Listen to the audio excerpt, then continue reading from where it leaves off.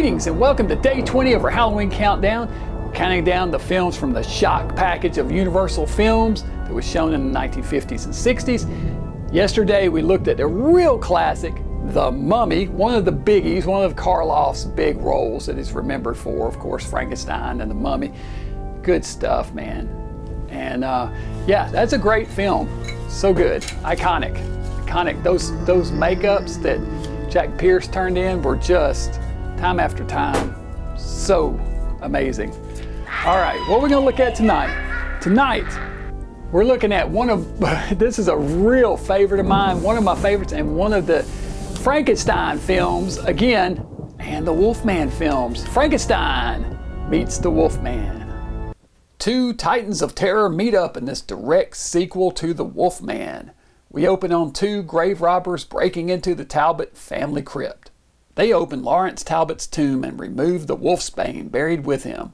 When the rays of the moon fall on Talbot's face, he is brought back to life, transforming into the Wolfman. He grabs one thief and the other flees in terror. Later that night, a policeman finds Talbot passed out on a street corner with a head wound. He is brought to a hospital where he is treated by Dr. Mannering, played by Patrick Knowles. The following evening, he changes into the Wolfman again and kills a policeman. He awakens back in his hospital bed the next day and tells Mannering and the police inspector he committed the murder, but they don't believe him. He escapes the hospital and seeks out Maliva the gypsy woman, played by Maria Usmanskaya, for help.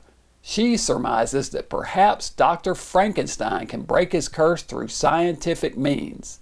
He discovers the Frankenstein monster, played by Bela Lugosi, trapped in ice under the ruins of Frankenstein's castle in Visaria. Mannering tracks down Talbot and, with Frankenstein's notes, provided by his daughter Elsa, played by Ilona Massey, reconstruct Frankenstein's lab to try to reverse the effects and drain the energy from both Talbot and the Frankenstein monster, destroying both in the process.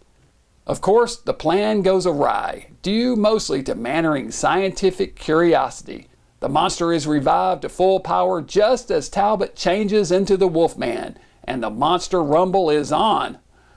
Also appearing in this one is good old Lionel Atwill as the Visaria town mayor, and Dwight Fry as a member of the angry mob. This monster rally is pure fun. By the way, I realized while editing this episode that it would be airing on October 20th, which is Bela Lugosi's birthday. So happy birthday, Bela, from all of us here in the lab.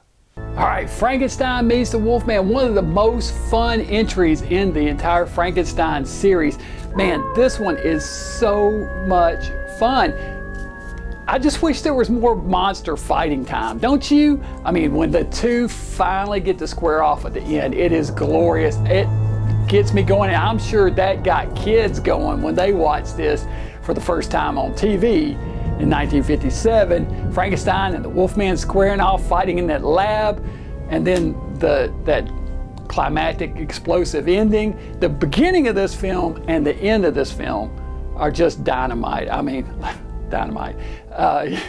They really are, though.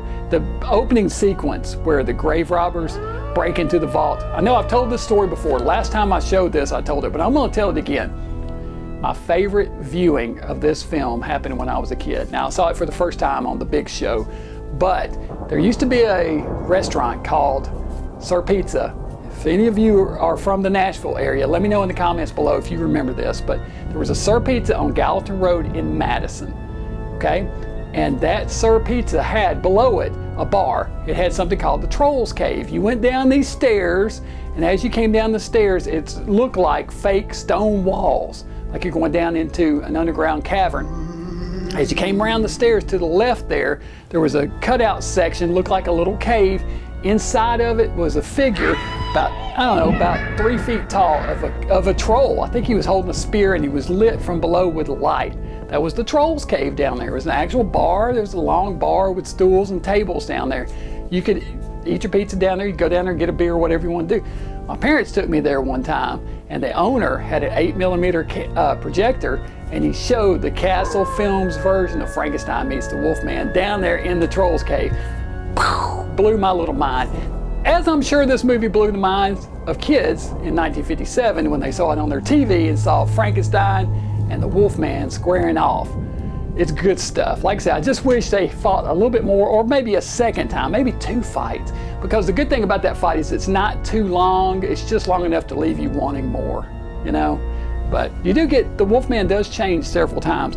And Lawrence Talbot is squarely the lead in this film. Although the Frankenstein monster, as played by Bela Lugosi, he does a better job than people give him credit for. You know, you don't think Bela would make a good monster, and this is probably a testament to the Jack Pierce makeup, but when he's in the makeup, he looks right, and he does a good job. There's certain things he does, like when he's laying on the table being brought back to life and he gives that little evil grin and cuts his eyes.